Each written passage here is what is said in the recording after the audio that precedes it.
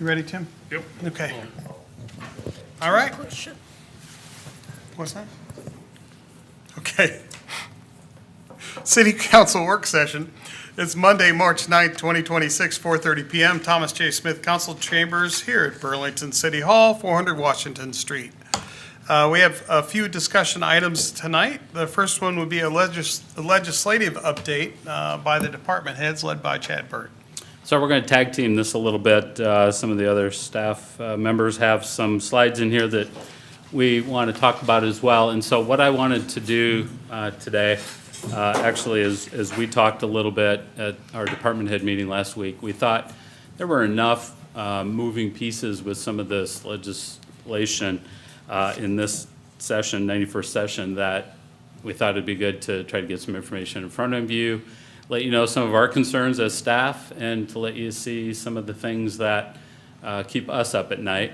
So you can stay up at night with us, right? So, Some of us are Yeah. already doing. I assume these are all through the first funnel then? they are. Okay. These would be active as of at least when we wrote this late last Okay. week. So now, some of them we already know have been amended or changed. I think a couple of them already have different bill numbers, so it's an ever-changing target. So Eric, if you would, or can I control that, or? Yeah. Okay. Sorry, I caught you on the trigger. Thank you. So this first one actually comes out of a Supreme Court case a year or so ago. Actually, the case is probably a little older than that. It's the Splitberger case out of Des Moines, and it has to do with sidewalk liability. And basically, the situation is that an individual was harmed on the sidewalk, a trip and fall, sued the city, and sued the adjoining property owner, which happened to be, I think, Bankers Trust, and it ended up going all the way to the Supreme Court. The city alleged that, well, hey, our code says it's the adjoining property owner's responsibility to maintain sidewalks. And that has been the theory of law for a generation. But the Supreme Court said differently and said, no, the city has some liability and some effort to maintain sidewalks. And so really, as that second bullet point says, it shifted liability and sidewalk liability specifically in those conditions to the city. There is legislation then, of course, to try to correct that, and that's what House File 2359, Senate File 2146 would look at doing, is going back to what we all thought was the rule of law prior to the Supreme Court decision. So I don't know if there's any questions on that. Some of these I don't have a lot of additional information for, but they're things that are pertinent and you should be aware of. Local ordinances and notices. This one on its surface is one I think that we would all appreciate because it allows for notices to be published on a city website instead of just in the newspaper, which is something that I think we've advocated for a long time because it recognizes current technology. However, buried in the weeds of this bill is the requirement that any city department policy, think administrative policy or policy I might issue or that a department head might issue to their staff, would have to be presented to and approved by ordinance to the city council. In addition to that, and it says there, departments, offices, subunits may not implement or enforce internal policies unless approved by the city council through an ordinance. And I just look at that and think of just the administrative work necessary to bring any of the policies and administrative actions that we take to prepare and deliver an ordinance to you. And then, of course, that's, for us, it's a hearing, it's 3 readings, it's publication to get them approved. But that Division 2 also goes deeper and says that city staff must prepare and include a cost analysis identifying impacts to taxpayers and businesses and it must be posted online. So any of those administrative policies or rules must have a cost analysis basis presented as well. And then, of course, the last bullet point there is the public notice modernization, and that's Division 1, which allows those to be posted on a website, which would be great. It's, right, keeping with technology. So, anything on that? No questions. Right, yeah. No question. Okay, well, we'll just keep moving through. So, All right, yeah, When we talk with state officials on this, I hope they clarify that what they're talking about specifically. If they're talking about every policy, that's not only burdensome, but it's foolish. I mean, there's things that the police department's, policies the police department's going to make for their officers that really are not pertinent and that doesn't deserve the time and the cost that involved in this. We need to Right. get that message across. so right now, I haven't seen any specificity in that or clarity on that. Right now, it's what it says and what I presented here in those slides, right? So, So this would be like control of lunch hours and I was thinking that too. but why not? It In doesn't theory. say it's not, In theory, right? yes. So, It yeah, basically gives council, it's gonna give council all kinds of oversight on stuff that we really shouldn't be providing oversight on, in my opinion. The reason we That's why hire we have- professional people is to Yeah. do professional jobs. and some of these, I don't know where the genesis is coming from. Obviously, there's some problem somewhere in the state. Right. And somebody got a legislator to write a bill for it. We see that a lot, but I don't know where the genesis in this one is coming from. I do know the league is in favor of Division 1, which is online publication. They are working hard to amend or remove Division 2. That's all I know through today.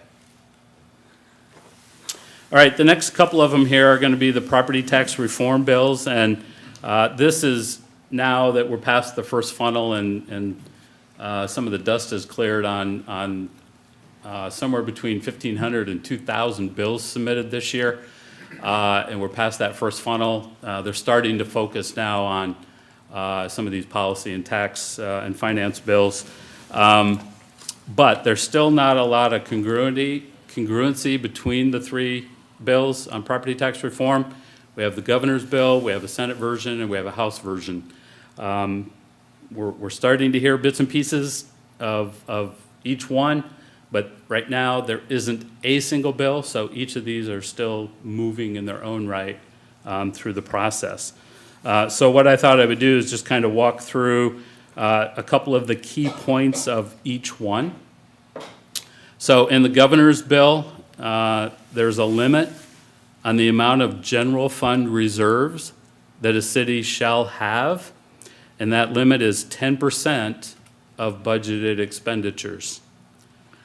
There's a cap on all local government revenue growth at 2%, and that's revenue growth. That's not levy rates, that's not valuations, that's revenue growth. So whatever revenue you had last year, you get 2% this year. There's a prohibition on bonding I for, have a yeah, question on that, the revenue growth. So because it is somewhat, it's not really, that includes sales tax, no, general fund, just general, oh, Right. general fund, you did say Yep. that, sorry. okay? Just frustrated by that, so. Yeah. There's a prohibition on bonding for general operations, which, as a matter of practice and policy, is not something we do anyway. So again, somebody out there is bonding for general operating. I don't, that doesn't even make fiscal sense, so I don't understand that. So there are significant changes to TIF districts, largely reducing allowable uses and limiting projects to public purposes for 20 years. Behind the scenes on this one, many cities will have perpetual TIF districts. So if a TIF district was created before 1992, I think, if I recall right, they are what you might call perpetual. They don't have a sunset or an expiration date.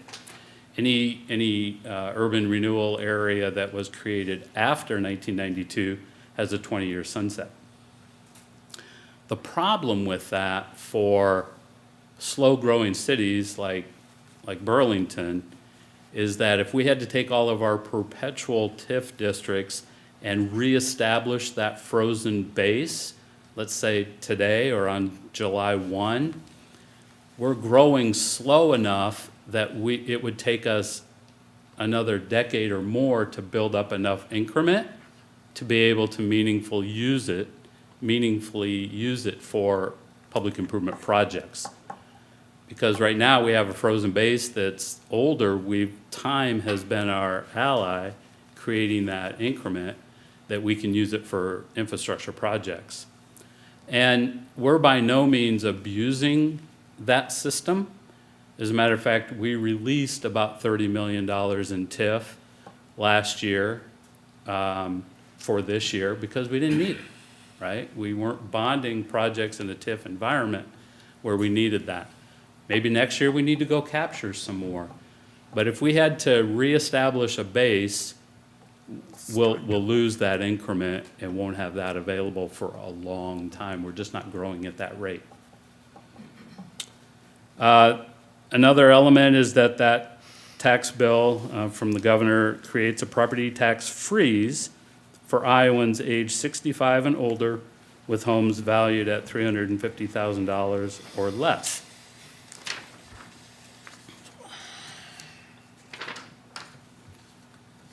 The Senate's property tax reform bill, which is Senate Study Bill 3001, this is the one I think that most folks in the local government sector are leaning towards because it has some measures that at least recognize the differences between cities around the state. The first one is there's a limitation on property tax growth through a budget adjustment factor attached to CPI language. For new valuations to include budget limitation, let's see, I'm saying that wrong.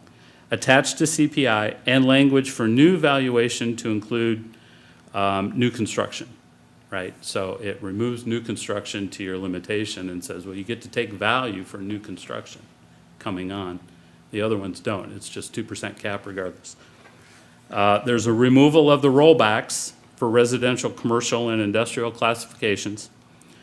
There's a new homestead exemption that transitions over a 10-year period of time to eventually set at a 50% exemption capped at $350,000. So basically, it removes the rollback and over 10 years' time sets that at 50%. There's still that prohibition on bonding for general operations. There's an allowance for local governments to increase local option sales tax from 1% to 1.5%. This is the first time I think we've seen anything about local option sales tax, although it's been discussed the last couple of years. And then there's a gas tax index tied to CPI. It's probably been about 10 or 12 years since we've seen an increase in the fuel tax, the gas tax. So tying that to CPI could be good for street maintenance and projects there.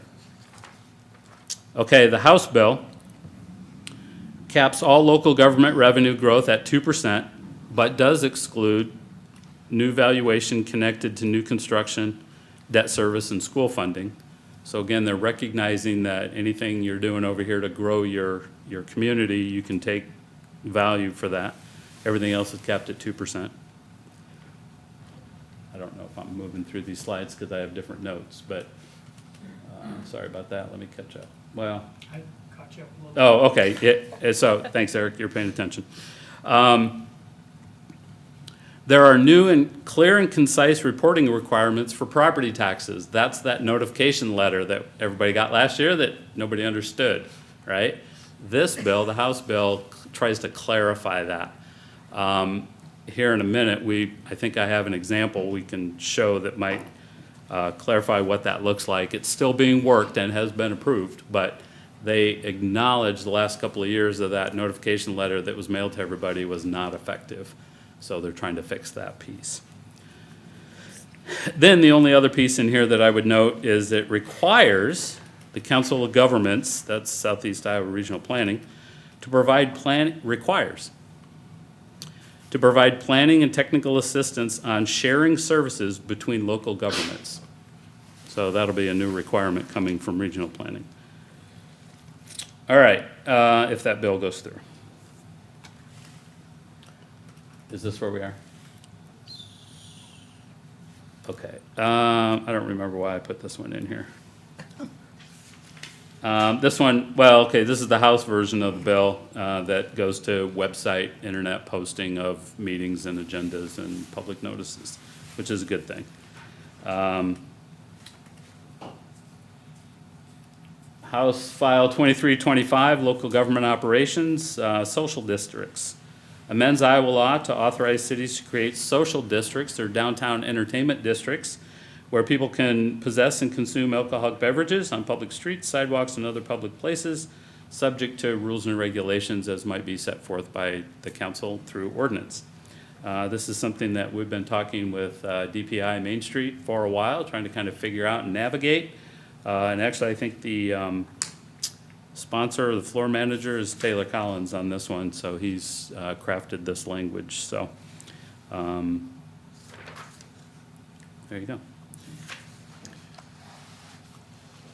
SUDAS. This one is pretty egregious in my mind, although since I even created this and sent it to you, it's been amended. So, but basically, the state has had SUDAS, which is State Urban Design Specifications, and that's SUDAS is something like that, State Urban Design Administrative And specifications. and specifications and specifications.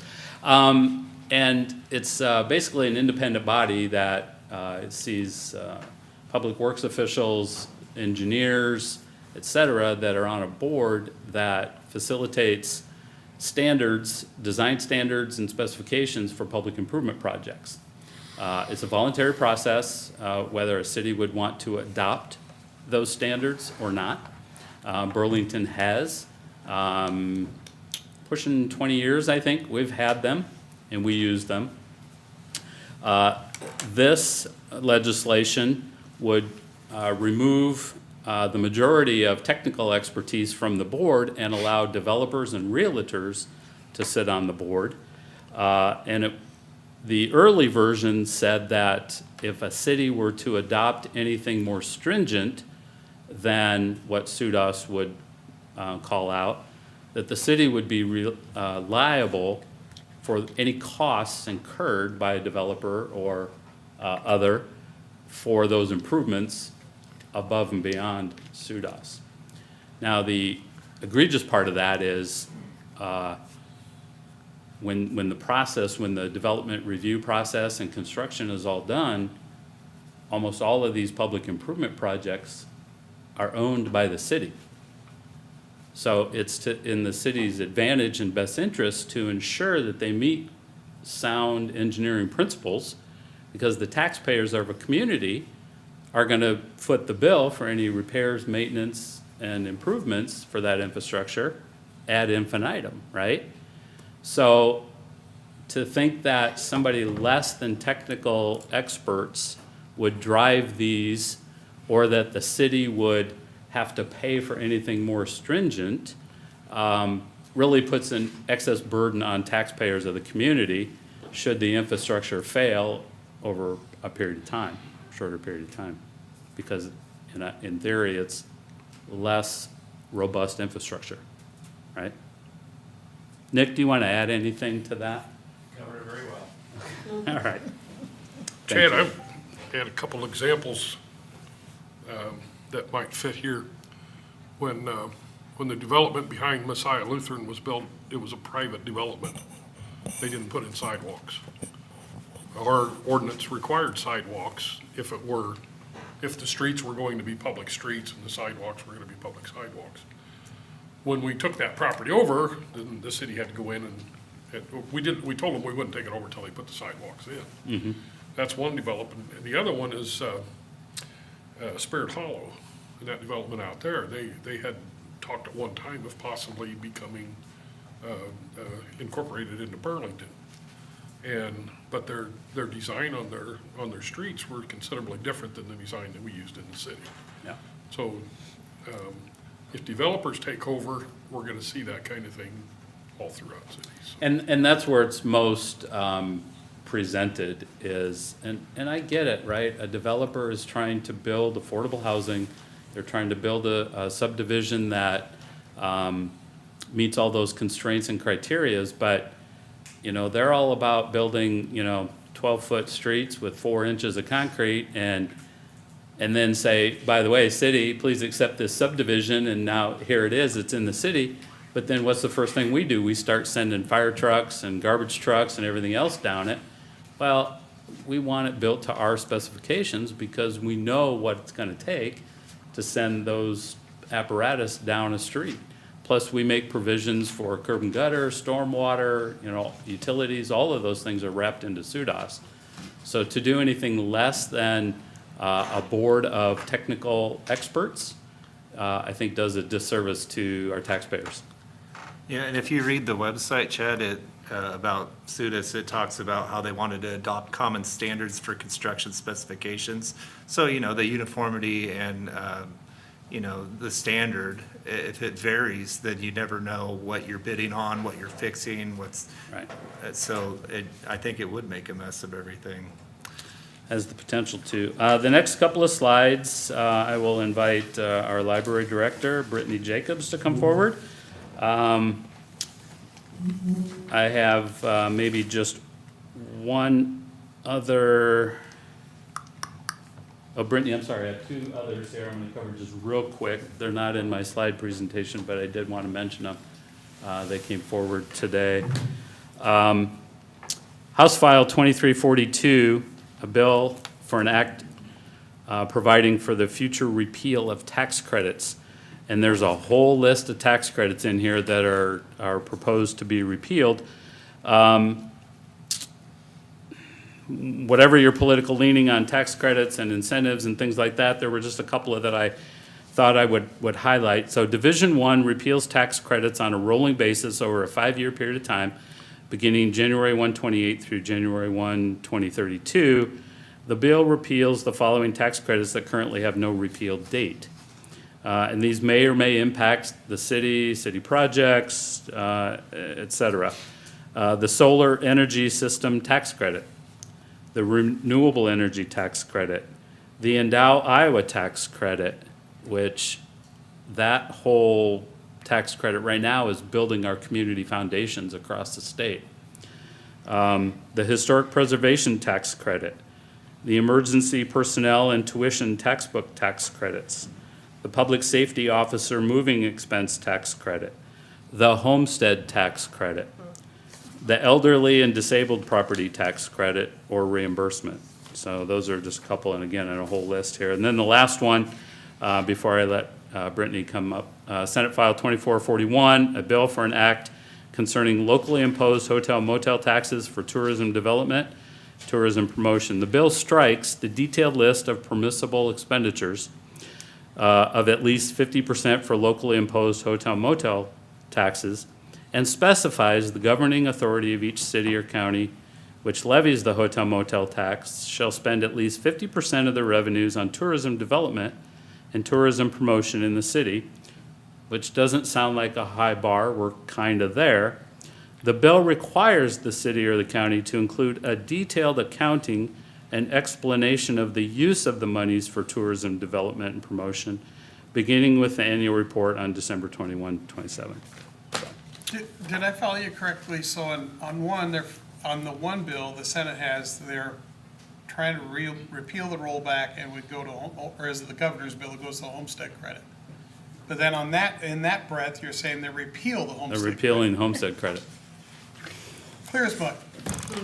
I don't understand why they feel a need to pass something unless they have a solution, and they obviously don't.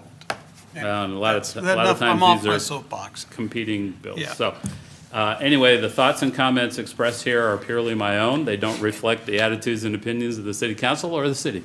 Thank you. Come on up, Brittany. All yours. Do I need to do the same disclaimer? No.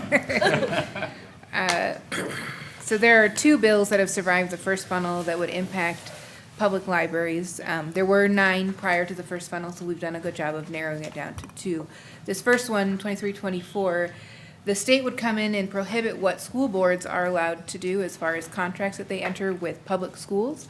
The 2 components of this would be, firstly, it would not allow any student IDs to act as library cards. This is similar to what Chad was talking about. There's a specific situation in the state, and now we see statewide legislation introduced.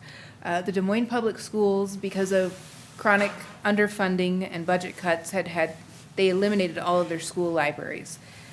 But students still need access to books and resources to learn. And so they entered into an agreement with the Des Moines Public Library. The school IDs, this was an opt-in program, parents chose this at the beginning of the school year. They could opt in to allow their student ID to act as the library card. And so now we see this prohibition. No school board is allowed to let student IDs act as library cards. In Burlington, this is not how we operate. Burlington students cannot come in with their student IDs and use it as a library card. They need their own separate library card. Not to say that we wouldn't ever go down that road, because Burlington is also slimming its libraries in the schools due to funding cuts. They're down to 1 single librarian in the entire district for Burlington across all elementary, middle school, and the high school. It's a single librarian. So we were definitely headed in that direction, and that Burlington in the very near future may have an issue even maintaining their single librarian, in which case, how do we offer access to our students? Another implication is that the AEA provided a lot of the digital resources for our students in the school district, and with their funding cuts last year, a lot of those databases were cut. We are the only other entity in the community that provides digital databases, and students don't use their student ID to log in, they use their library card to log in. But this kind of language is going down the road of having absolutely no partnerships between the public schools and the public libraries. Now, the second component of this is a real bummer, because after 75 years, we just purchased the very first bookmobile. It's in Des Moines right now getting retrofitted, and we had hoped to roll it out in May ahead of summer reading and then start going to the schools next school year. This bill, if it passed, would not allow our beautiful bookmobile to even set foot on the property, nor would it allow library staff to use their own vehicles if it was carrying books or educational materials. So the language listed in here says books, electronic resources, or other educational materials from the public library would not be allowed on the school property. I spoke at the subcommittee hearing in Des Moines. The overwhelming majority of people in the subcommittee hearing spoke out against this. The overwhelming majority of people who wrote in on the comment section for the full committee hearing were against this. Nevertheless, it did pass both subcommittee and committee, and it's now eligible for a full House debate. It has not yet been scheduled for the debate, but that's where we're at with that one. Any questions on?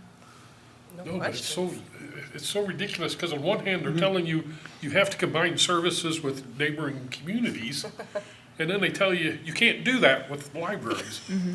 That's Right. counterintuitive. I mean, It's also D-U-M-B, dumb. Right, Tim? I mean, It's like Don't write that down, Tracy. making, I don't, it's like, is the library bad? Is the school bad? Like somebody, like what? What is They're it you all said different. before? Literacy matters? Yeah. A bit, yeah, Yeah. it does. All right, next one. Next one is a doozy, 2622, thank you. There are 7 components to this bill. We spent a lot of time talking about this at the advocacy committee meeting on the 25th of February. I'm going to kind of go out of order here because I want to follow chronology. So effective July 1 of this summer, this would move all governance from the Library Board of Trustees to the 5 of you, which means that you would then be in charge of what the trustees have thus been charged with. There are 5 components that the library board is in charge of as far as governance. They have to hire and fire the library director. The only position that you all currently hire and fire is the city manager. So this would create a separate precedent for you to hire and fire a department head, which means you would have to have some kind of oversight of the job that I'm doing. You would also have to oversee the monthly budget. You would have to write and implement all of the policies, so kind of going back to this other bill that was brought up that would Well, we make have you to- responsible for all policies across the departments. This would make you responsible legally for all of the library policies, which have to uphold our constitutionally guaranteed rights to access information, while also upholding Iowa state code and local ordinance. You would also have to, every 3 years, develop and write and publish the strategic plan. And then there is a mandate for education. We have one trustee here in the room with us, Mary Winan. We take our education seriously at the Burlington Public Library Board, and so you'd have to buckle up for a lot of reading and webinars per Iowa code. This is Iowa State code that you are held to as a library board member to educate yourself. So that would be effective July 1. The other components of this bill that would go into effect July 1 is that it would create and mandate an age-appropriate policy. Currently, libraries are held to the obscenity code, Iowa Code 728. This is a new definition. It's a very vague definition of what's appropriate, depending on the cognitive, social, and behavioral abilities of any child, which is vague enough to read into any text, any inappropriateness. It also requires the library board, which would be an advisory board effective July 1, they would have to review every item in the collection and determine whether or not it fits this new definition of appropriateness. There's 130,000 items in our collection. So the advisory library board, which are 7 volunteer community members who have no library training outside of the monthly training they're required by the state, no degrees in library or information science, they have to review and determine the appropriateness of 130,000 items. Then it requires city councils to uphold that vote on each item. So 130,000 more decisions coming from you to determine whether or not, and this is assuming that we bring all purchasing to a halt, because we're constantly adding to it, and so you would have to constantly be reviewing materials. If we are found in violation of the age-appropriate portion of this, meaning somebody comes in to the library, finds a book that they say is inappropriate for their child was in the vicinity of the book, we lose all tax funding. Previously, the last 3 years, these kinds of bills had a criminal offense, and it was a felony charge for the library director, which is pretty egregious. This doesn't have a criminal charge tied to it. It just removes 100% of your local funding if you violate this bill. This also includes vicinity access. So not only can children not check out material that are not appropriate, they can't be in the same area, which to me means I have to build a wall in the library and hire a bouncer to check IDs to go into the adult side of the building. But again, if somebody goes to the adult side, takes a book, goes over to the kid side and leaves it on a table, who's to say that I didn't do that and I'm not liable for that violation? So really, the only way that I see us being able to comply without risking 100% of our funding is to say nobody under the age of 18 is allowed in the building. Which again, literacy is important and it matters. We need to have access for our young people to materials. And you can't take it in the bookmobile. And we can't take it in the bookmobile. The other component of this bill is that it would end confidentiality records for minors. This is a really complicated component of this, and this stems from a very specific incident that happened out on the west side of the state. Currently, if a parent came into the library and said, this is little Johnny, he's my kid, and I want his full reading history record, we tell that parent, you go to the website, the library's website, you log in with Johnny's library card number, and you access that record. We will not hand it out to you.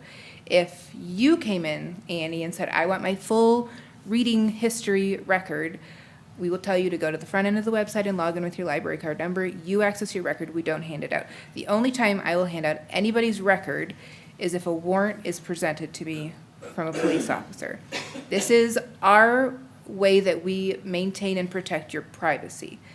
You still have access as a parent and as an adult to get your own reading history records.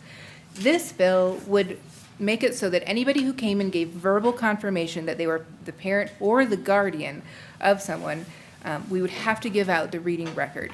Now, as a hypothetical situation, let's say there's a family, they go through a very ugly divorce. The kids have the dad's last name, but there's a no contact order against the dad because he was violent and abusive.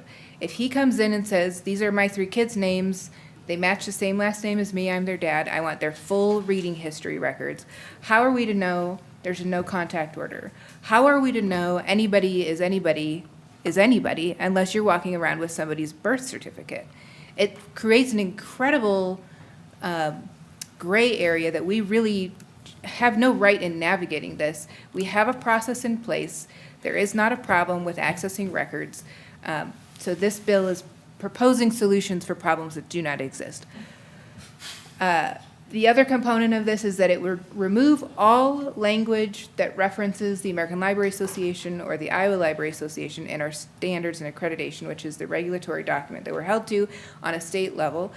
Any city over the size of 15,000 in population is required to hire a library director with a library or information science master's degree from an ALA accredited institution. If we're removing that requirement, we're deprofessionalizing our institutions, and we're creating another huge legal liability with our libraries because, as I mentioned, we're not just like all sunshine and rainbows and glitter parties here. We're upholding constitutionally guaranteed rights. Your First Amendment right to access information without fear of impunity. Without fear of aggression or arrest. This is an incredibly weak position to remove the requirement to have degreed professional librarians running your institutions. It also removes any ability to reference the Library Bill of Rights, which was written in Des Moines, Iowa. Forrest Spalding was the library director of the Des Moines Public Library, and in 1938 he wrote this document in response to what he saw happening in Nazi Germany and what he saw happening in his own backyard. So in Nazi Germany we saw books being burned as fascism took over their country, and in his own backyard he saw people turning on German neighbors and German library card holders, and so he wrote this document that said, hey, we all have the right to access information of all kinds. This is a short document that he wrote to guarantee that right, to protect his German neighbors, but to also protect Des Moines Public Library from succumbing to something like what the Nazis were doing to their libraries overseas. It was such a solid and stellar document that the American Library Association adopted it the very next year. It is now the global beacon to which every library on the planet points to. And it's an Iowa document. And for Iowa libraries to not be able to reference this is so insulting. I find it so insulting. Okay, the point of this bill, number 7, that I thought was the least egregious, got the most outcry at the library advocacy meeting. This says that all private gifts, devices, and bequests made to or for the benefit of the library would be accepted, held, and expended under the authority of city council. There's a lot of people in this community who don't want that to happen. We have 2 501c3s that support the public library, the foundation and the Friends. We have our Friends president here, Anita Wagner. They do an awful lot of fundraising for us, and we receive gifts from them on a monthly basis from the Friends and on an annual basis from the foundation. We also receive memorials and bequests on a fairly regular basis. If you look at our board packets, we have a full report in there of all donations from the last 30 days. People give to the library with the intention that the library have access to those funds and to be able to use them as they see fit. If city council were the only authority to hold and spend those private dollars, there is a potential for a violation of donor intent. There's a potential for the inability of the library to use those funds. There's a lot of potential negative ramifications, and I'm just telling you as a the messenger from the advocacy committee meeting, this was the point that people were most outraged about. So I encourage you, when you're talking with your constituents and people in the community, to keep your eyes and ears open as far as this component of the bill goes, because with the history of our library and the amount of private funding that we lean on regularly, this would be a significant change for us if it were going straight to city council to use this. So 7 components of the omnibus library regulation bill. It would impact you all significantly in that you would have to pick up a lot of duties otherwise that are assigned to the library trustees right now. Do you have any questions? No, but I kind of want to clarify this. So if House File 2622 goes through, on July 1st, I'm going to be responsible for hiring and firing directors of the library. I will oversee the monthly budget, review and affect policies, implement a 3-year strategic plan, affirm a mandate for education, and create and mandate an age-appropriate policy, have the board review 130,000 items, and if we violate any of those things, we lose all funding. We lose money, but I don't face any criminal charges? Sounds like Correct. a real. Why would Not I yet. want to do that? There could be an amendment for the criminal charge. But no criminal charges currently on this. It's just a total loss of funding.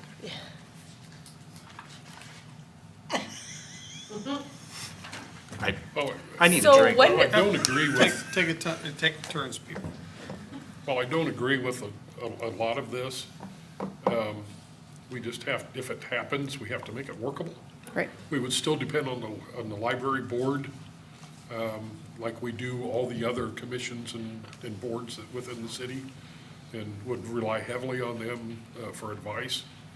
I think the fears in the private gifts, devices and bequest made to the library is that which is handed to the library, and not that goes through a 501c3. I would hope that would be the case. Well, and the thing about that is that the 501c3s can still hold and invest funds on our behalf, but anytime they give it to us, it's considered a gift. And so those entities would be giving directly to you, and then you'd have to funnel it back to the library. But there's no restriction in the funds in the language of this bill. So essentially, we will write the checks, and it'll all be based on the advice we get from those professionals that we have at the library. So So we like could I buy said, a I'm not fire happy with- truck. I'm not happy with what I'm seeing here, but I hope we and further future councils can have a workaround on this, make it work. I think that a lot of this bill in particular comes from libraries who perhaps don't have an excellent working relationship with city council and with city staff. There's singular situations that have happened, less than 5 throughout the state, that have turned into this omnibus bill. And because we don't have problems here in Burlington, I don't fear that we would have a catastrophic impact if this passed currently, but councils change every 2 years, and they're political in nature, and this would change potentially how the library is governed. However, what we have works, and there's not a need to fix it if it's not broken. We have so much oversight between the 7 trustees. You 5 get reports from me every single week, and you see all of the reports that go out monthly to the library board. I'm in constant communication with Chad. There's a lot of oversight for the library right now to ensure that what we're doing is appropriate for minors, appropriate for our community. And we have these nonprofits that supplement our budget when we have shortfalls and enhance our services on an annual and monthly basis. So this bill, it's just a solution looking for problems, and in Burlington, it would be difficult to pivot to this, and unnecessary and cause a lot of stress and cost taxpayer dollars. And with the age-appropriate content, I really do feel like we would not be able to allow 18 and under on the property without risk of losing our whole, because 130,000 items, and we've got 1 floor. It's not like we have separate floors so we can separate kids and adults. It's another shining example of the government trying to paint a house with one paintbrush, one style of paintbrush. And the other thing is that also an example of, rather than telling that community to fix their problem. They're trying to fix everybody else in the state. So, my personal opinion is, I don't want any part of it. I agree with you. I feel what we have works. I think it works extremely well. There's checks and balances. So, the only thing you do is reach out to these people, and I would like to feel that we have impact, but by the same token, sometimes when you talk to me, you just have a blank slate staring back at you. It's really, really, really frustrating. Did I have enough reallys in there? One more, maybe. Let me add a really. Yeah. So if this goes into effect July 1st, but they haven't, it's not actually Hasn't passed yet. passed Hasn't yet. passed yet. So do we know when it's gonna be? So it's passed subcommittee and committee. It's Right. eligible for House floor debate. Next Friday, the 20th, is the second funnel deadline, so it has to get out of the House floor debate and go over to the subcommittee on the Senate side. Typically, the governor signs bills in May, beginning of May, if not late April. So we're talking about a 4-week turnaround. Yeah. And July 1 is the smack dab middle of summer reading. So we have a few contingency plans in place if this goes into effect, and we cannot allow children on the property. Because our summer reading program spans 9 weeks, and the last 5 weeks are past that July 1 date. So we are putting some pencil to paper and trying to figure out how would we pivot and what would this look like. That's how we came to the conclusion of, well, nobody under 18, this is one of the ways in which we would comply with this bill so that we can continue to receive funding. But there's a lot of components to this that would be very difficult to figure out how to pivot to make Summer it. reading speakeasy. I like it. Summer There reading. you go. Thank you, Brittany. Yeah. Thank you. Thanks, Brittany. Do you have any thoughts on that, Chad? No. Okay. So the last page, Eric, you could, is just, again, kind of a summary. Maybe there's a couple of new ones in there, but our point for bringing all this information forward is just so you can be informed and aware. It was not to get political or to take sides or anything like that. We just want you to understand how some of these things are moving and how they may impact the city as an organization moving forward, so. Yeah, it's just point blank, this is going to affect the city as a whole this way. It's not, it's what it is. If it passes. Yeah, so, These things pass. thank you for your time. I know it's a lot. Took a while, but it's important stuff, so. I appreciate the update. Moving on to another brilliant piece of state mandates. Proposed property tax memo. Stephanie, if you're ready to tackle that. Chad will, okay? Yeah, thanks, Stephanie. So this one comes actually from some legislation that's probably 3 or 4 years old now. It used to be called the max levy rate. It was an idea to be more transparent in city budgeting. It has been changed from max levy rate to proposed property tax levy rate. We will have a hearing on this on April 6th. The misnomer comes from the fact that it's proposed, and part of the reason it was max levy rate a couple of years ago was because the city was required to post and publish what we could levy for, not what we were going to levy for, but only in a few levies that were required to report maximum, but some of these other levies we didn't even have to mention. So while it was a max levy, it was a max levy for some things, but not everything. This isn't a whole lot different, but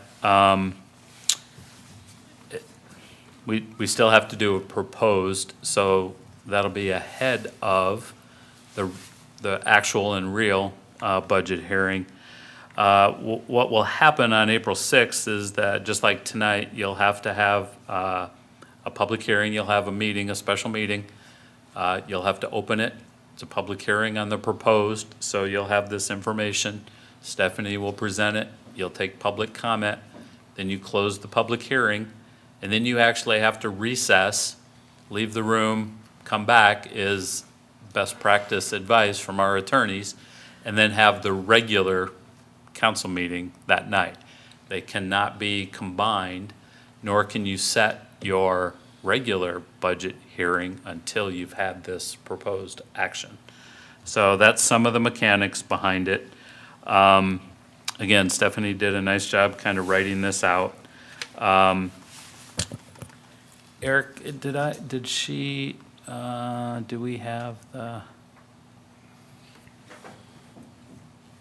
Yeah, so you have Stephanie's memo, and then you have the proposed property tax levy document in there. I had just received a copy of the letter from the county auditor's office. I'll send that around just so you can kind of take a peek at it. This is new and revised, but it's still just as confusing. For example, it assumes a 10% increase in your valuations. It's hypothetical, right? So it puts on there different assessments and levy rates in your property tax bill based on assumptions that may or may not happen. Again, it's proposed, right? As I mentioned earlier, that's some of the stuff they're trying to clean up and trying to get better at doing that. And I applaud that because that's confusing. But what that will show are these numbers here. Current tax rate, $15.93. Tax dollars at $13,053,000. Effective tax rate, 15.01. Proposed tax dollars, again with our valuation increases, 13.8 million. Proposed tax rate, 15.93. We've been through all that in our budget work sessions and information. That sheet will also share that information for the county and the school district, with the city, the county, and the school being the three largest taxing authorities. And then the second page of the memo, Eric, if you could go to that, shows examples in changes in property tax for the budget year. The last section of the mailing, I think it's the bottom there, shows a pair of examples which show a comparison of how the proposed taxes owed will change for property in the examples, assuming. So city information will be the following: regular residential, current year, 25-26, $756. Proposed year, 26-27, fiscal 27, $781, a 3.3% change. Regular commercial, 3,200. Proposed year, 3,600, a 10.9% change. I added the city manager's residential property, so these are my actual numbers. These aren't proposed or hypothetical. These are if you approve the budget coming later in April. My taxes would go from 1,800, city taxes only. We don't know what the county or the school's gonna do. We have no control over that. So city taxes only for my property this current year is $1,827. Proposed fiscal 27 is $1,921, just under a $100 increase at 5.1%. Stephanie, did I leave anything out? Okay.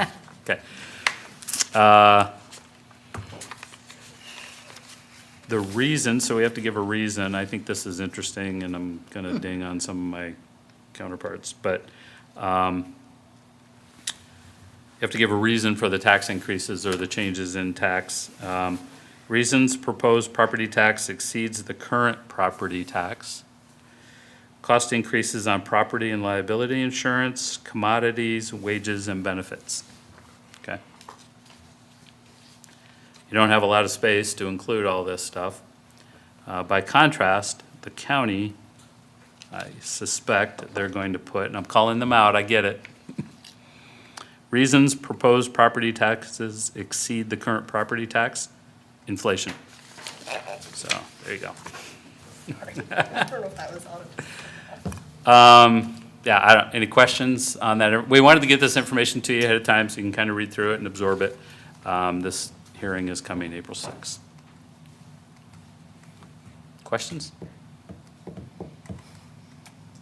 Clear as mud? Okay, there you go. Thank you. All right, moving on. Board and commission reports. Tim, you have anything? Yeah, we had a few things going on last week. Okay. Mayor and I met with the fire department to discuss their long-range strategic plan. It's going to be a 5 or 6 part process. I thought the meeting was excellent. We discussed the vision and mission statement and how they're going to work at becoming the best fire department in the state. And there's parts of that they're gonna put together and hopefully the fire chief will share that once we get through that. But I thought it was an excellent meeting and looking forward to the next one. The other meeting that I had was with Economic Development. They're the ones that make recommendations on the spending of the Economic Development Fund. One of the decisions that was made was that companies that pay up to 130% of median wage in Burlington, new companies coming in, we raised that from $500 a job to $1,000 a job as a recommendation. Council will have to approve that. And then for those over 130,000, we raised it from 1,500 to 2,500. Is that right, Stephanie? The percent, the 100%. Percent, yeah. Percent. The last time you Percent, said what it, did yeah. I say? I'm sorry. That's all right. I think we understood what you're saying. You follow me? Okay.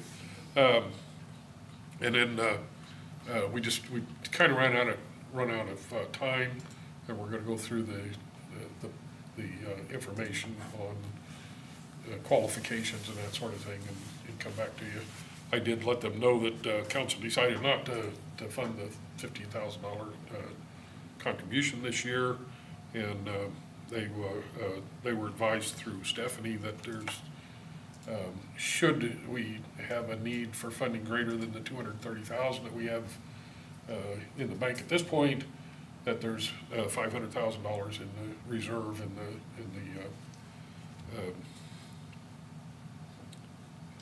help me out, Chad. Local option? Yeah. I'm drawing a blank there. The other meeting that we had, the mayor and I and Chad, we met with West Burlington to discuss ways that we can continue to help one another out.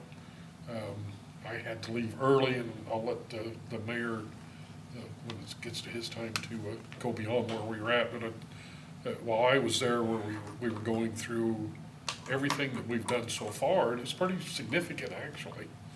At least the efforts have been pretty significant. So that's all I got, other than I was supposed to meet with the seniors today, but Alice had a family medical emergency, and I think the meeting got canceled, and we'll have an update on that. And I don't know if I had explained to the council. I know I talked to Chad about this at our last meeting. We discussed some options for them for the future. The building's gotten too big for them. Their numbers are starting to dwindle. The ones that are still involved are very involved and want to continue to be involved. And we're going to continue those discussions. And and Chad and I had some talks about the downtown partners and the art center and some potential partnerships that can take place there. That's all I got for now. Okay, thank you. Annie? I have none yet. For me, Tim is correct. We did a kind of a complete review because it's been a little bit about our sharing services, our city sharing services, and it was decided that the next meeting we would try to focus on one or two particular areas because that took up most of our time. So we could start accomplishing some things. We'll be looking at a joint meeting here with their city council, hopefully in the next month or two. Then that was all I had. Okay? Oh, ditto on the fire department meeting. I thought it was excellent. I was privileged to be part of that and the first go-round, and we are in very good hands. It's great to see the leadership and the rank and file on that committee, so good job, Chief. Robert, did you have any? No, BRE had the Snow Bowl, and I know it's a big event, but I'll hear the numbers and what kind of crowd they had next month, Okay. or this month. That's it on boards and commissions. So now on appointments, we have one. This will be for City Planning Commission. Ryan Nagraki's term will expire on 3/6/2026, or has expired. And he has expressed interest in serving another term. It's requested the council consider reappointing Ryan to a new 3-year term expiring 3/6/2029. I would assume that he is abstaining when it's one of his projects, right? Okay. So we'll vote on that on Monday, council. That's the discussion items. Next up, a proposed regular agenda for March 16th, 2026. We'll have a proclamation for Sexual Assault Awareness Month, and that will be received by Delaney and Rachel. I don't have their last names. Number 2 is a public hearing and consideration of an ordinance rezoning property located at 1202 Patterson Street from R4 multifamily residential zoning district to M1 light industrial zoning district. This will be the first reading. City Planning Commission voted 6-0 to recommend approval. Mr. Tislett. This is the property that council recently sold to Heritage Partners. They're at 1202 Patterson Street. Their desire is to build a building similar to those on the north side of Plank Street. They've submitted a request for rezoning, and again, the Planning Commission on February 24th recommended 6-0 to approve the rezoning based on the surrounding land use as commercial storage along Plank Street and compatibility with such uses in this area. Their plan within the lot, the parcel, is to access off of Plank Street with a driveway and have a building on the north side. It does slope down quite a bit to Patterson, so it'd be on the north side of the building.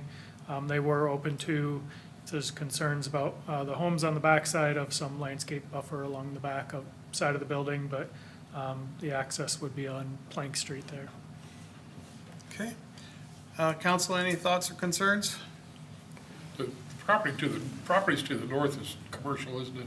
Yeah, yep, it'd be similar to the uses that are all up on this side of the property.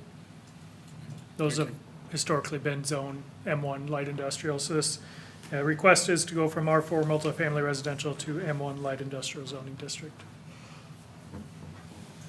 Any other?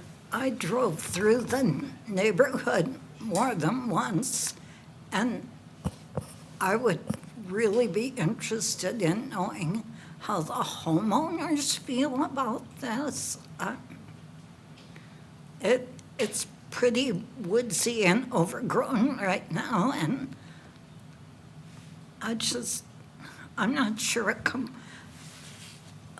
a commercial type structure on the south side of Plank Street, to me, doesn't seem to fit with the rest of the neighborhood.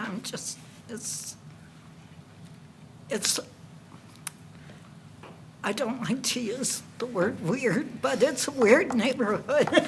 Well, it looks like to me, if you look on there, there's several other what considered commercial locations, one across the street, one here, one there.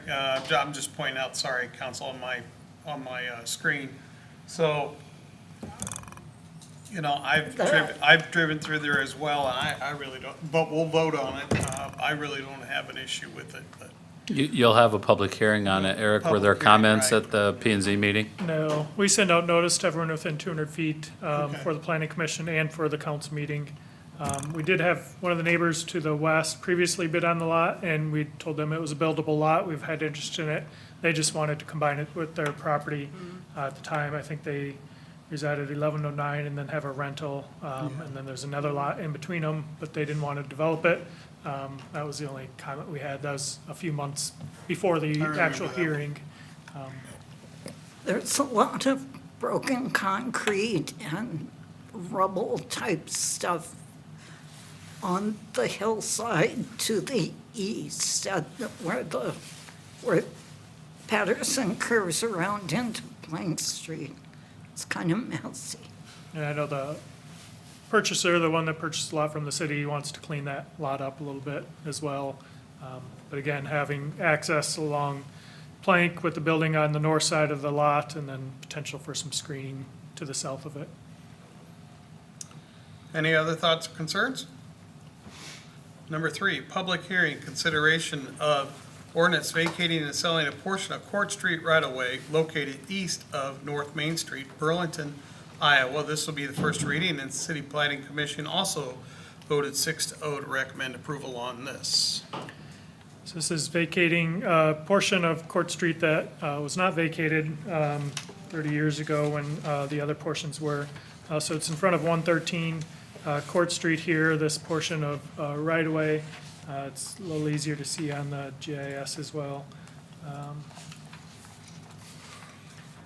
So you can see these two portions of Court Street were vacated. That was in 1988. This portion was offered to be vacated at the time, but the owner of the building did not want to pursue that, didn't want to pay for the vacating ordinance or purchase of the property. The current owners have requested to vacate it and purchase that right away, similar to those to the west of them, both on north and south side of the roadway.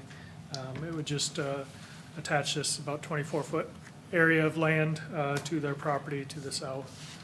Again, Planning Commission did review, did send out notice and voted 6-0 to recommend approval of the vacation. Thoughts or concerns, council? It would keep access to the alley to the east, which is an access for the sheriff's department. Sure. Would not affect that at all. Okay. Hearing none, moving on.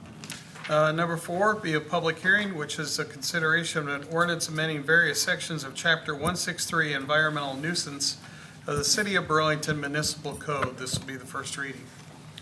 This is an amendment reviewed by our attorney, just to make sure we're, I guess our procedures are clear and we're following procedures on how we're enforcing nuisances. So I'll go through each section. 16303 nuisance is designated, just clarifying outside, junk outside, items left outside which are not designed or intended to be outside are considered a nuisance. And a lot of these are based on comments or questions we've gotten just to make sure how our code is written is clear for how we're enforcing it. The right of entry for inspection, this clarifies access by code officials to make inspections based on case law. Generally don't enter private areas of property, but if there's an area open from the sidewalk, they do go on the property to take photos to know what is the nuisance. If we're asked to leave, we leave, but if it's open from the street or sidewalk, being able to access that to take photos to know what is a nuisance and send that to notice to the property owner. So just clarifying that access to visually inspect and photograph that property that's open. 16307 is just a clear up of how the code is written. 16308, notice to abate nuisance contents. Again, just clarifying this applies to where the building is a safety hazard and where the code expressly requires in certain circumstances, just cleaning that section up a little bit. This section of code was written and adopted, I believe, about 8 or 10 years ago by our attorney, Lynch Dallas, and so this review was done by them as well. Method of service, again, clarifying the practice of notifications for minimum items, weeds, grass, trash, debris of little value, by our placard notice, just making that explicitly clear. That's how those are notified. Again, we do have that ability for rental properties to email the landlord in those cases, which is our practice. Ultimately, the goal is for residents or owners to maintain and clean up property in a timely manner. We don't want to do this, but this just makes it clear on how we actually do the nuisance abatement process for our staff and for individuals reading code.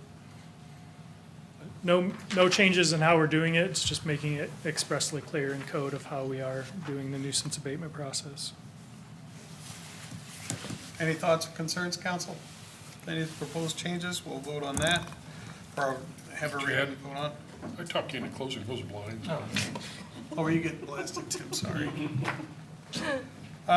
Moving on, a resolution adopting an administrative policy, employee protection. I know that's from harassment and abusive conduct by members of the public. Mr. Byrd. I'll review this one, bringing it forward for staff. It seems that some of the interactions with the public have become contentious, volatile in some cases.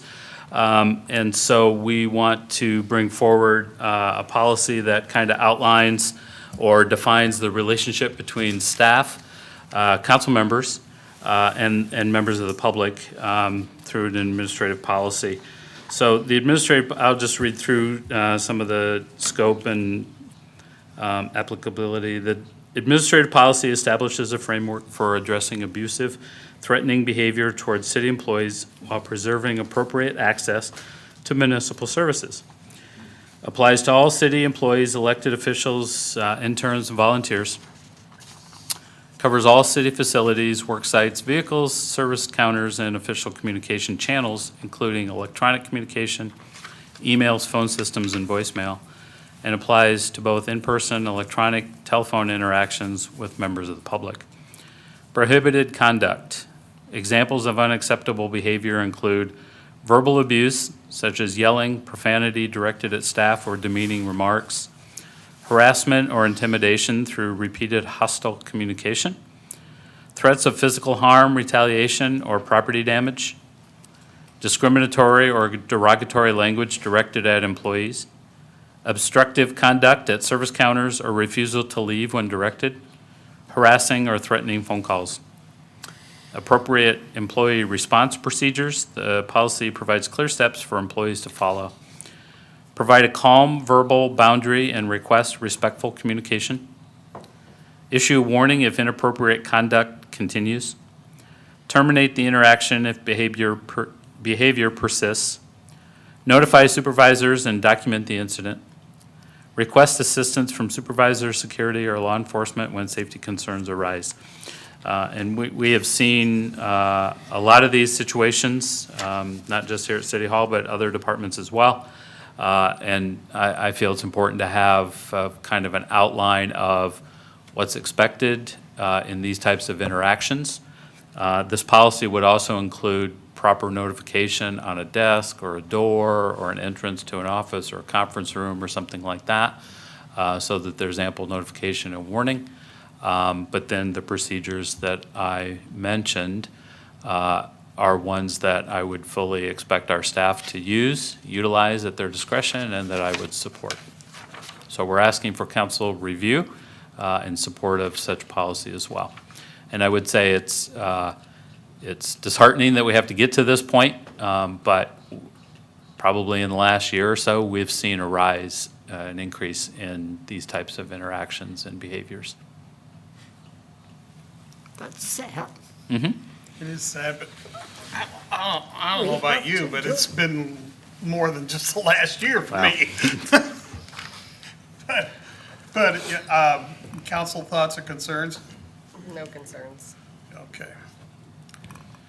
I appreciate you willing to put the policy together, Chad, to Yeah. protect our people, so thank you. Is this one of those that'll have to become a ordinance once the Potentially, passes? yeah. Next up will be a resolution approving an extension. Do you want to address 6 and 7 together? Yeah. Okay, so I'm going to read them both, Eric. First is a resolution approving an extension for completion of a property locally known as 417 South Garfield Avenue, City of Burlington. And then number 7 is a resolution possibly rescinding the sale of the property locally known as 417 South Garfield, City of Burlington, Iowa. Go ahead, Eric. So the property at 417 South Garfield was sold to Kelly Hull on September 15th, 2025. As part of the conditions of sale, they need to be substantially complete with the project within 180 days of approval by City Council. An extension may be granted by the Development Department if significant progress is made. We did an inspection on February 18th Some of those photos are in the memo attached to the items. Some additional photos are here on the screen.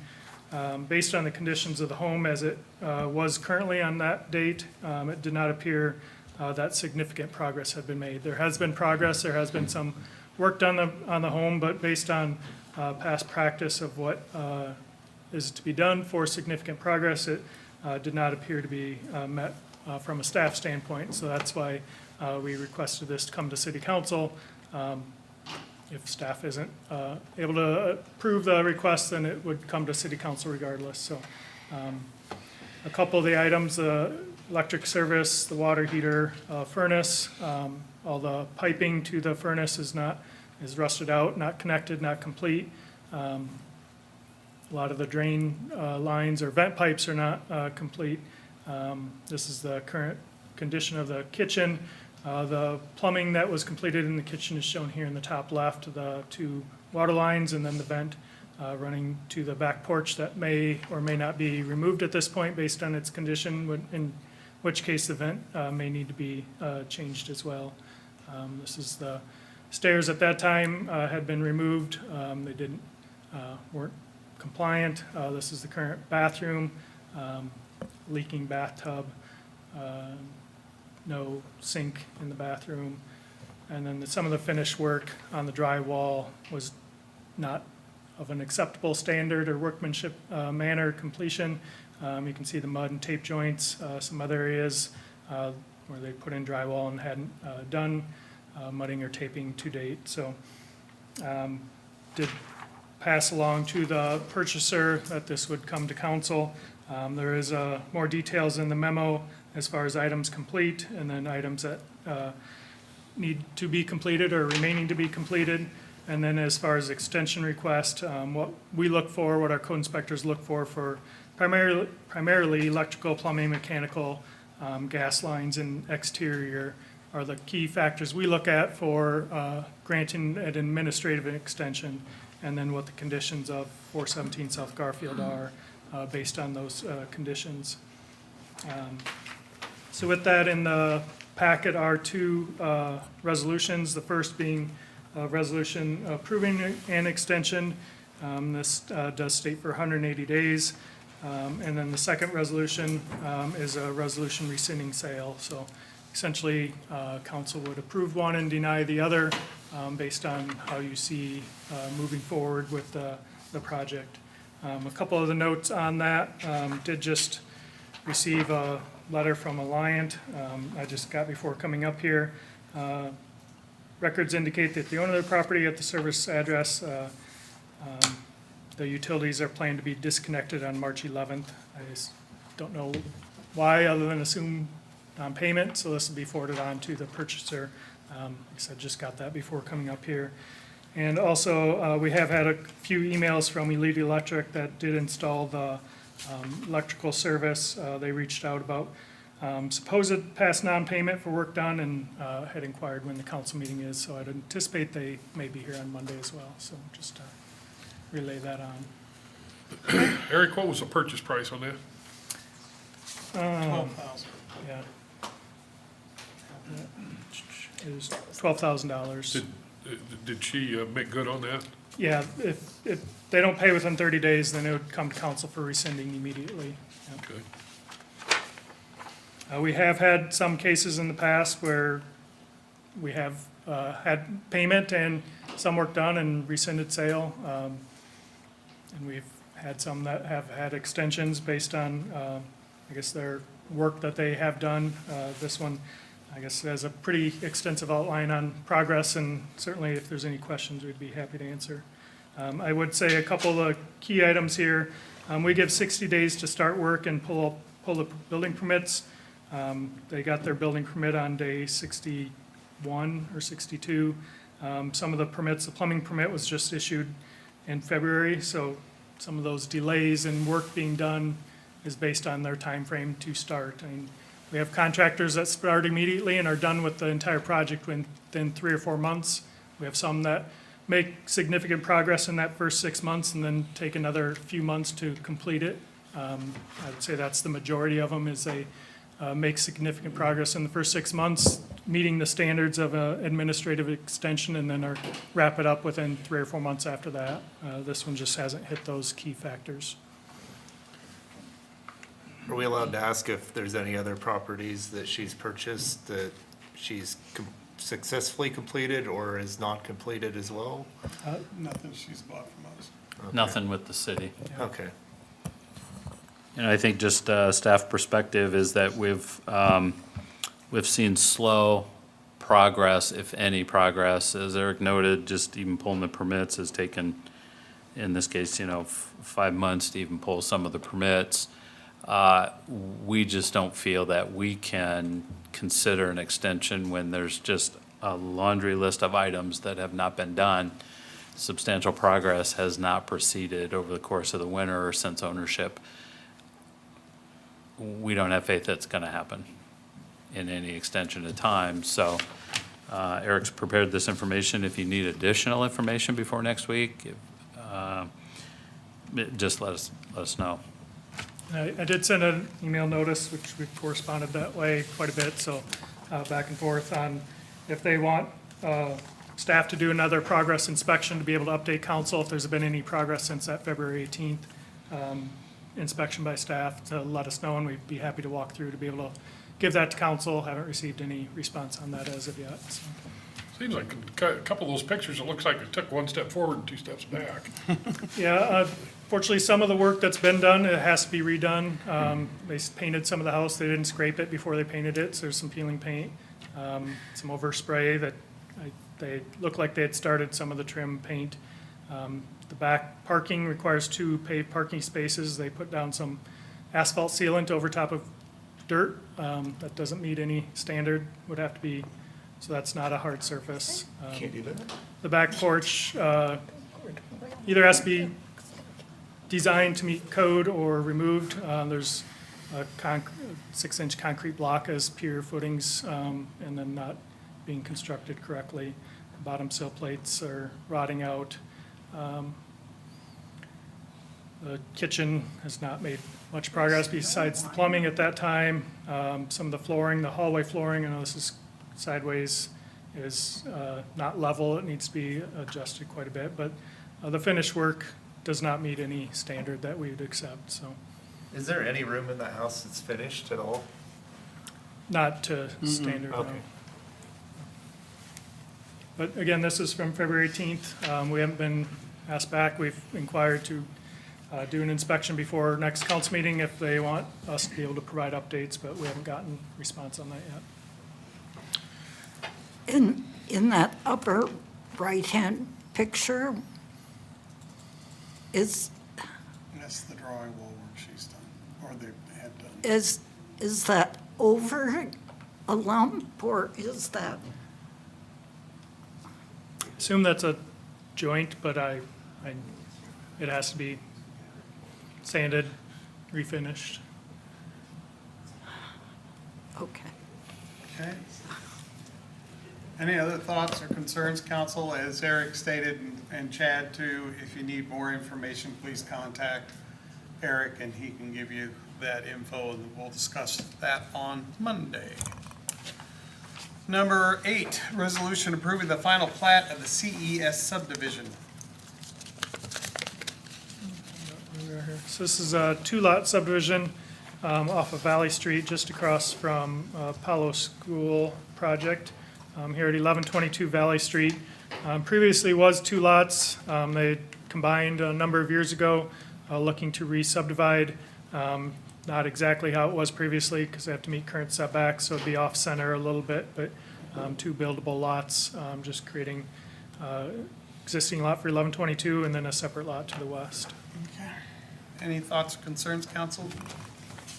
One of those used to be Gibby's, I think. Number 9, resolution approving the purchase and construction of salt storage building for Public Works Department. Nick, Good evening again. good evening. I know it's felt like it's been a minute since I've been back up here. So the resolution in front of you would authorize staff to go through with the purchase of a new salt storage facility. The current salt storage facility is just immediately north of the Public Works facility, installed in 2001. It is at its end of life. Salt is a pretty corrosive product to store inside a building. It's rusted out the galvanized steel arches, and so we've planned for this building or this structure to be redone for several CIPs. And so with the approval of this resolution, we would purchase and construct a 112 by 72 salt storage building through Freedom Builders out of Belle Plaine for $182,907.27. We had a fiscal year 27 budget of $220,000 paid for out of road use tax. The current salt dome is not at the same size. Some of the thing that we've also learned over time is that we need more salt storage available. We have quite a bit that actually comes out of the south side of the building that we have to tarp up. So we purchase our salt through the DOT contract, and so we have to honor a certain percentage of the contract even if we don't use it in fiscal years. So we receive it, and so we try and put as much as we can in, but there's a lot that gets left out. So you can tarp it, however, being, in the elements, the rain will, dissipate some of the value of that salt. So we're trying to size a more appropriate sized building. And then we just purchased the lot immediately to the northwest of the Public Works facility. You can kind of see a kind of preliminary layout. The building onto the left is part of the flood wall storage facility that we have planned with the flood mitigation project. And then the salt storage building is more towards the north, kind of right where that driveway is. We have to talk with the cell tower folks to get them access, but we intend to give them access through our property rather than through the previous property owner that's just to the north of that, and then through what is now our property. So I think it's a good layout. It allows us for a little more expansion, but just wanted to give you a little bit of a visual of what we intend to do with this purchase. Thoughts or concerns, council? Okay, moving on to proposed consent agenda. Thanks, Nick. Proposed consent agenda for March 16th, 2026. First will be a resolution approving nuisance abatements for various properties. If you have any questions or concerns about a particular property, please contact Eric. Number 2 is a resolution approving a training agreement. Mr. Bird, are you handling that one, or? I don't have it with me, but it's our typical, I think this is a CDL. Yep. CDL agreement, so. Sorry? It's you? Solid waste. This Solid one's in waste, solid okay. waste, so it's similar to what we see, though, for that CDL training, and it Okay. would enter into a 24-month contract. Any thoughts or concerns, council? No. Number 3 is a resolution approving the renewal of a taxi cab / vehicle for hire license for Matthew Reynolds at doing business as Burlington Cab Company. Any concerns there from anybody? Staff's saying it's okay. Council, you have any thoughts or concerns? None. All right, number 4, resolution designating a public purpose for an employee recognition event. So this is one that we ask council to look at every year. In order to spend public funds for such employee recognition, we need to have the council approve public purpose for such. And so you've seen this resolution before. We typically hold a picnic-style event at the Public Works facility in early April, recognizing our staff, their tenure, and any other significant milestones. So it's usually just a few $100s. We do it kind of on the cheap, but we have a lot of fun doing it. So we'll ask for your approval. Okay, any thoughts or concerns, council? None. All right, number 5, resolution approving the Title VI Non-Discrimination Assurance and Title VI Non-Discrimination Agreement. Stephanie? So this is required by the state DOT, since we receive federal funds. Well, the federal funds come to the state, then they come to us. So they come at about every 5 years, do a little audit, make sure that we're updating this and that nothing has changed, that we're still following all the federal guidelines that they want us to. So really hasn't changed. The last time we approved this was 2020, basically the same two agreements, so. Okay, any thoughts or concerns, council? None? Then we're gonna set the date for public hearings. Consideration of plans and specs for 2026 Sunnyside Stormwater Sewer and Improvement Projects. That'll be April 6, 2026. The second one will be a consideration of a consolidated transit grant application. That'll be for April 20th, 2026. And third will be a consideration of City of Burlington proposed property tax levy for fiscal year July 1st, 2026 through June 30th, 2027, and that will be April 6th, 2026. And Mayor, I would ask if you would add one more set date to that Okay. list. It's not on this work session agenda, but working with our bond counsel and our financial advisor, we'd like to get a set date on for public hearing for 2026 bonds. Okay, For what? 2026 bonds, so it'd just be setting a date for a public hearing next okay. week.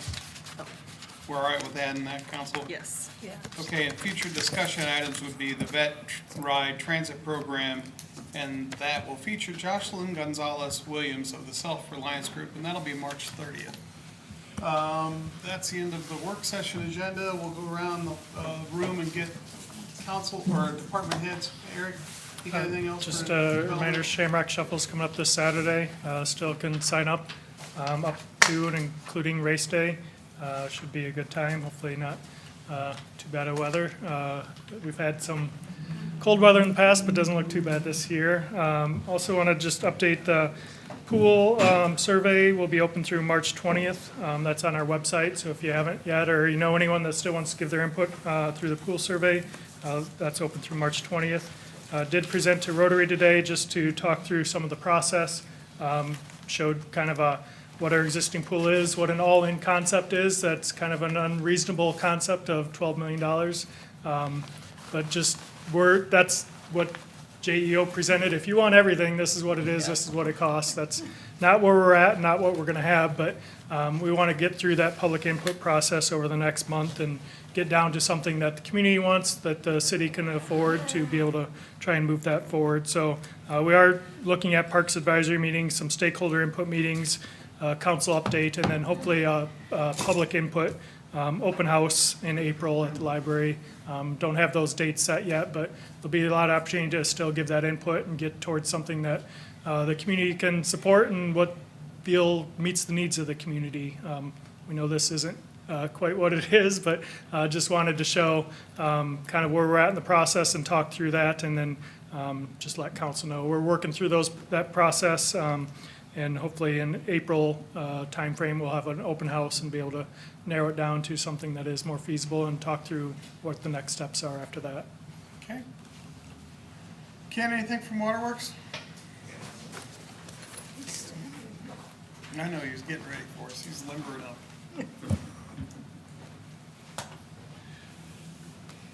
So I just wanted to pass on to you that we have finished our work at Fifth and Washington, replacing a valve and a hydrant, and so the process can keep moving on with that there.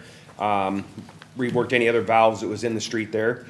Also, if you get any calls, any concerns, we're gonna be starting to flush dead-end hydrants throughout the city, so people might, if you hear rusty water or anything, just have them give us a call. We'll talk them through that. Another thing, we got an approval letter today from the Iowa DNR approving us for SRF funding for our filter house project in the amount of $33.8 million for that project. So our engineering firm's working on that. So yeah, that's just the start. So but it's going to happen. It looks like which we have to have it. So it's got to happen. So anyway, everybody wants to turn on that tap. So that's all I got. Thanks. Thank you very much. Good job. Tim, anything from wastewater? No? Brittany, anything else from the library? No? Stephanie, nothing from finance? Nick, Public Works? Oh, heck, Nick, sit down. I forgot. Chief? Chief? Yes, sir. All right, Nick, now you can come back up. Sit down. Sit down, Nick. I didn't want you standing there getting all anxious. up. I didn't want you getting all anxious, that's all. So a couple things. We put out a post last week at the end of the week. On your free week, free Monday, here on the 23rd, we will be having a public meeting at the library about Cascade Bridge. It is at 5:30 p.m. We have, we're expecting quite a few people, so we got both meeting room A and B. Secondarily, we poured some concrete out on 3rd Street. Thank the Lord, we're moving forward. Gosh, what was that other thing I was gonna say? I forgot on the way up. How's citywide cleanup going? Well, we've done a few bulky item program pickups. All right. Most of them are using the forms. There are still a few individuals that like to, phone calls are best. So we help them through that process and let them know of the form, but seems to be working okay. Our guys, have run into a couple of, issues along the way, but nothing that they're not able to handle, so. Good deal. Thank you. Very sneaky between you and Bert at taking away our free Monday. Thank you. I'm not even gonna be here. I had nothing to do with it. Mr. Byrd. By the way, I'm not gonna be here on the, Yeah. All right. I have nothing else. Okay. Council, Tim, you got anything? Yeah, we're meeting with, I'm meeting with Waterworks tomorrow. And one of the things on the agenda is a 5% increase in water fees. Think about that when we're finalizing the budget. All right. Thank you. Robert, anything? No, but when's the next library advocacy meeting? They don't have a schedule yet, they're gonna wait till the second funnel, it's a little bit closer. I highly encourage everyone to go to that because it's informative and you learn a lot and you also, it kind of opens your eyes to what's going on in legislature and how it impacts you directly. So I highly recommend going to one of these meetings. Okay. Ms. Kay, you got anything else? I do have, March is Women's History Month, and I thought it would be fun to talk about Melvina Bauman, who lived in Burlington at the corner of 6th and Division in that blue building. She was a dressmaker here in Burlington. And in the 1890s, when there was no such thing as a simplicity pattern or a Vogue pattern or anything, and there were not ready-bought clothes, you had to hire a dressmaker. She developed a pattern system to help people who needed to sew their own clothes and got a patent for it.